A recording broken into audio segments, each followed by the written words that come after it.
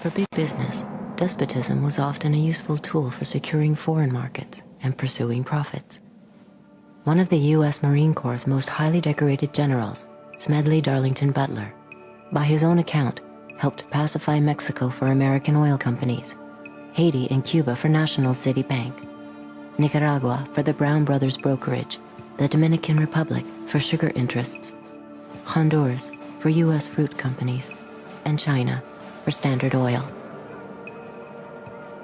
General Butler's services were also in demand in the United States itself in the 1930s, as President Franklin Delano Roosevelt sought to relieve the misery of the Depression through public enterprise and tougher regulations on corporate exploitation and misdeeds.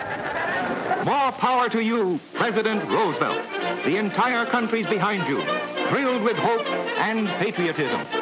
But the country was not entirely behind the populist president. Large parts of the corporate elite despised what Roosevelt's New Deal stood for. And so, in 1934, a group of conspirators sought to involve General Butler in a treasonous plan.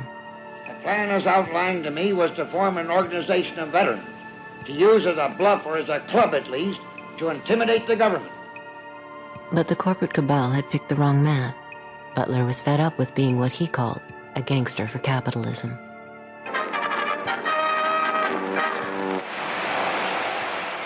I appeared before the Congressional Committee, the highest representation of the American people, under subpoena to tell what I knew of activities which I believe might lead to an attempt to set up a fascist dictatorship.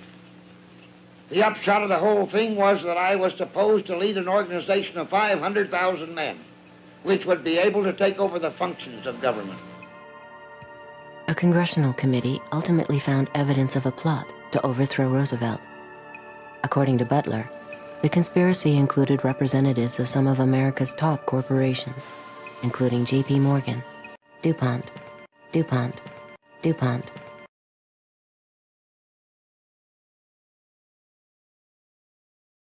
and Goodyear Tire. As today's chairman of Goodyear Tire knows, for corporations to dominate government, a coup is no longer necessary. Corporations have gone global. And by going global, the governments have lost some control over corporations. Regardless of whether the corporation can be trusted or cannot be trusted, governments today do not have over the corporations the power that they had and the leverage that they had 50 or 60 years ago. And that's a major change. So governments have become powerless compared to where they were before. Capitalism today commands the towering heights and has displaced politics and politicians as the new high priests and reigning oligarchs of our system. So capitalism and its principal protagonists and players, corporate CEOs, have been accorded unusual power and access. This is not to deny the significance of government and politicians, but these are the new high priests. In 1933, Marine Corps Major General Smedley Butler was approached by a wealthy and secretive group of industrialists and bankers led by none other than Prescott Bush to overthrow President Franklin Delano Roosevelt and establish a fascist dictatorship right here in the United States. During that time in history, Smedley Butler was the most decorated Marine of all time, and the conspirators believed he could command a rogue army of 500,000 World War I veterans to stage a coup d'etat and overthrow the United States government. The plan to install a fascist dictatorship by force was exposed when Major General Smedley Butler blew the whistle and identified the ringleaders in a testimony given to the United States House Committee on Un-American Activities. The committee concluded that Butler's allegations were true, but incredibly, no one was charged. And the majority of the media blackballed the story. Senator Prescott Bush, who is the father of George Bush Sr. and the grandfather of George W. Bush, went on to help finance Hitler's rise to power and even continued business dealings with the Nazis well after America entered the Second World War. It wasn't until his company's assets were seized in 1942 under the Trading with the Enemy Act that his financial ties with Nazi Germany were finally dissolved.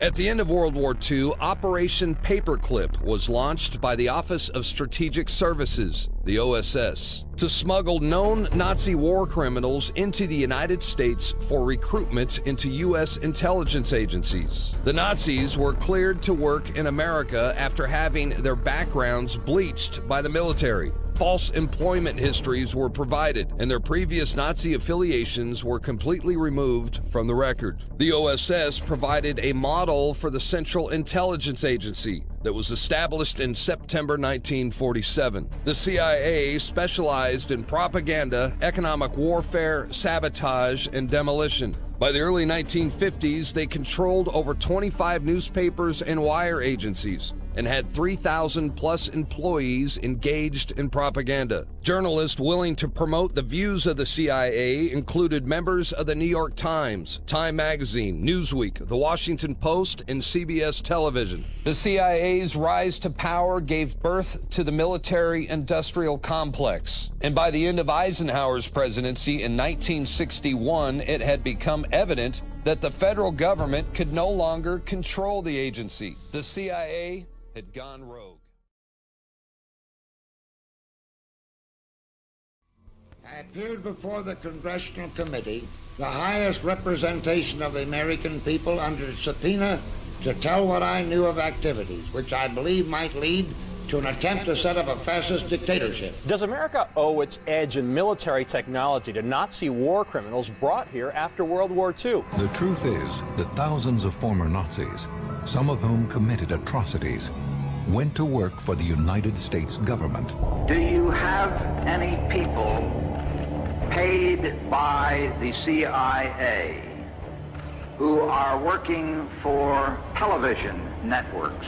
This, I think, gets into the kind of getting into the details, Mr. Chairman, that I'd like to get into in executive session. At CBS, we had been contacted by the CIA. As a matter of fact, by the time I became the head of the whole news and public affairs operation in 1954, ships had been established, and I was told about them and asked if I'd carry on with them. We're really talking about intelligence at the highest levels of the U.S. government, setting the broad direction for the nation. Have you brought with you some of those devices which would have enabled the CIA to use this poison for, We have indeed. for killing people?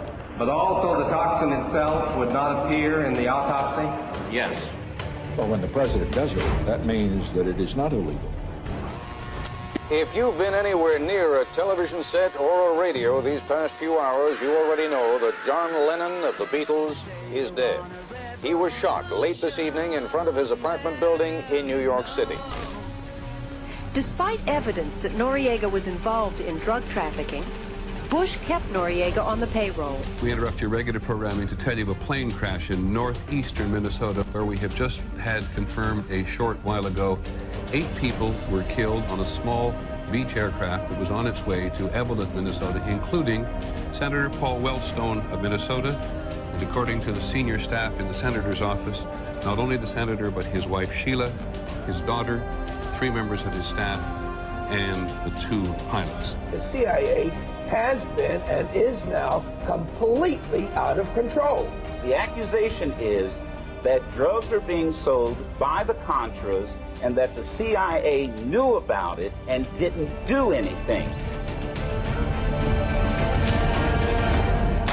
There. Shots. God.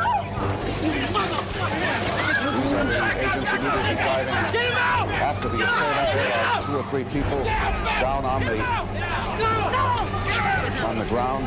An assassination attempt. The president was hit, but pushed immediately into the limousine and rushed to the hospital. William Colby has been missing since April 27. His canoe was found washed up on the banks of the Wicomico River, April 28.